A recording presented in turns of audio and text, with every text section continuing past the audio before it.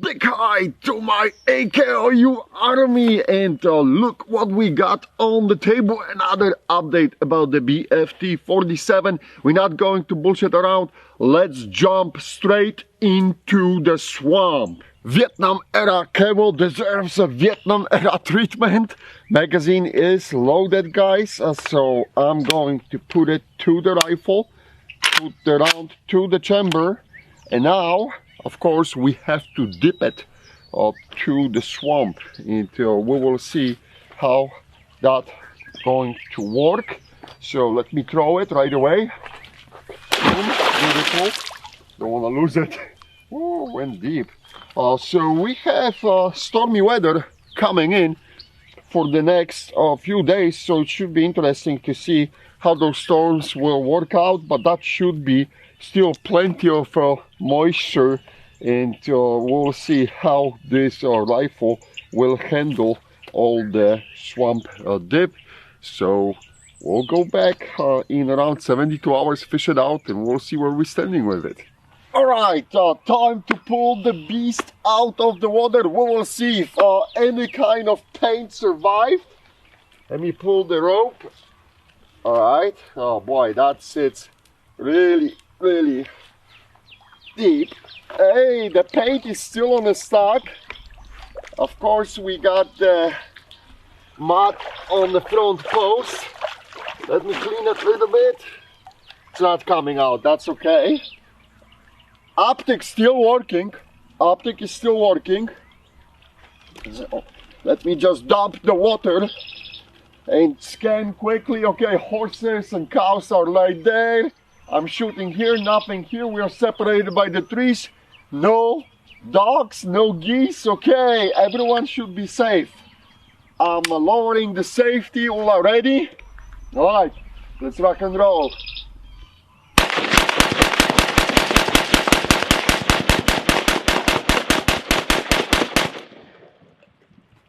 Like a sewing machine. Nothing here. Let me dump the magazine. I'll come closer. The magazine is out. Don't want to sink in the mud. Magazine is out, and no round in the chamber, just the smoke. And look at that, guys. The mud fall out from the front post. Let me dip it a little bit more.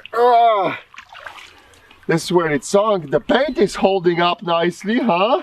All right.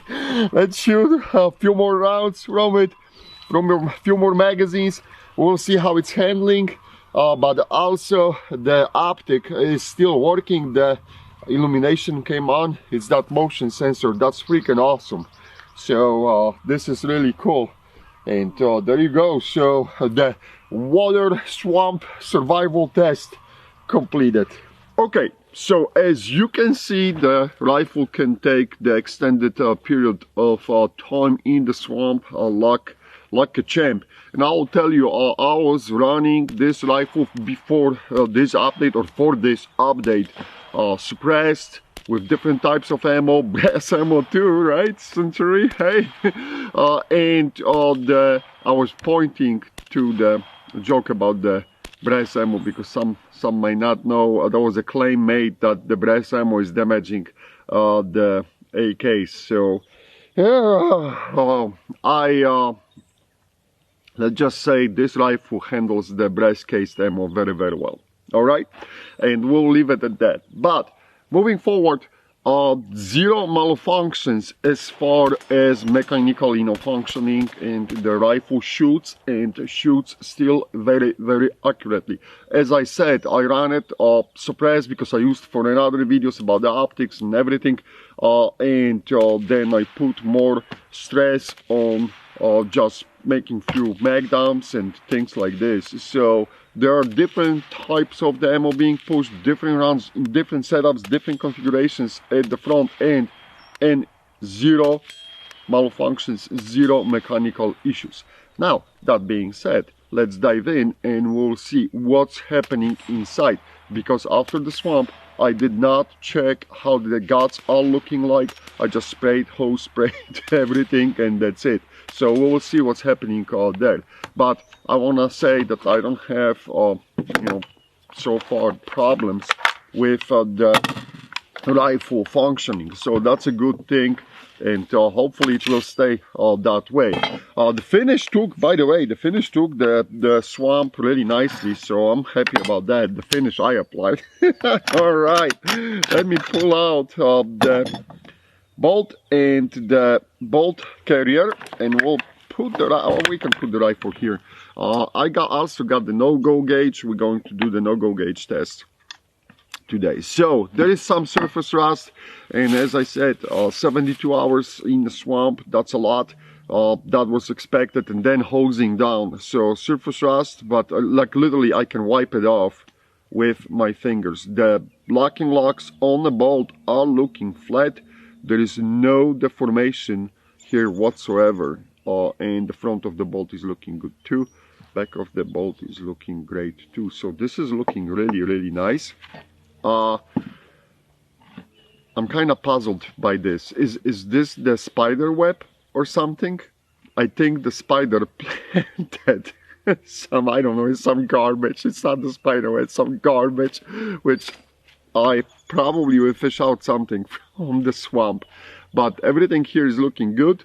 Again, the surface rust on the bolt carrier, but I do not see any damages to the cam channel, and wow, the rear of the bolt is still looking awesome, guys.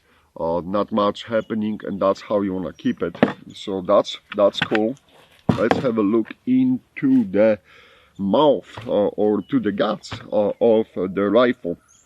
Again, some surface rust inside the receiver on the magazine locking points. More garbage, and I knew you know, we pick out some shit from the swamp. That's normal, so that's okay. And it's interesting because even I cycle magazines after that, and it didn't, you know, matter that much, whatever. But right locking shoulder is looking okay, and the left one we good too. So that's for the trunnion. The trigger is still looking fine. Everything here is looking very nice. And at the bottom of the trunnion, we are good. Now that I have the rifle in this position, let me check the rivets. Rivets are holding up, guys.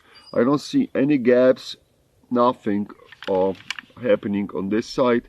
And the same on the side row side, nothing. So really good. And the trigger guard is looking good too. I mean, rivets on the trigger guard are looking good too.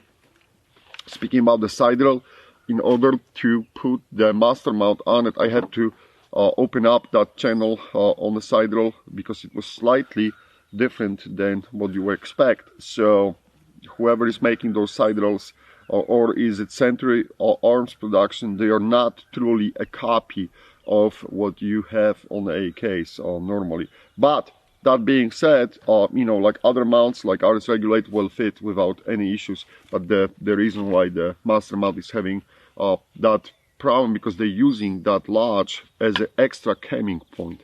So you can either modify the back or modify the channel here. So I did the channel here, and it's working great. Now let's see. How can I can open retard strength in action. Hulk smash.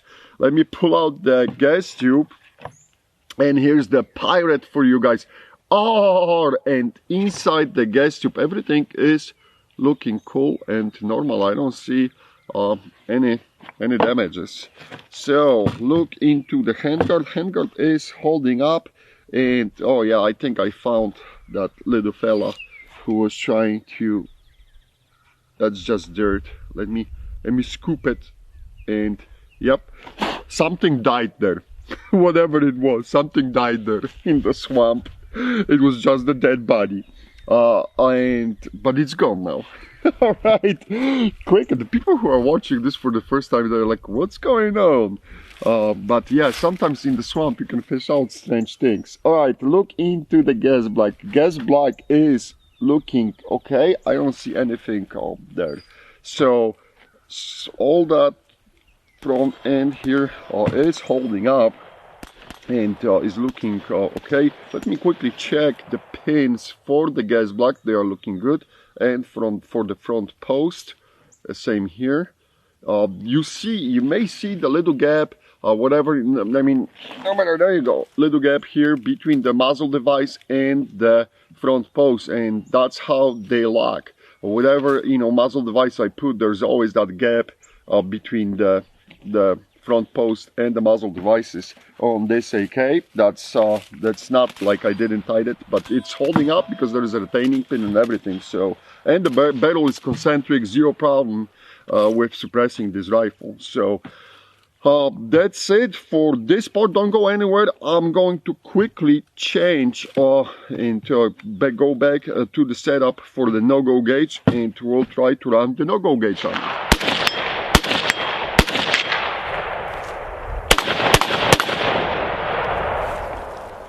Alright guys, no-go gauge express is ready. We're moving slowly towards the chamber, and there's no way. There's like literally you cannot push it in. One more time just to make sure, and one more time for non-believers.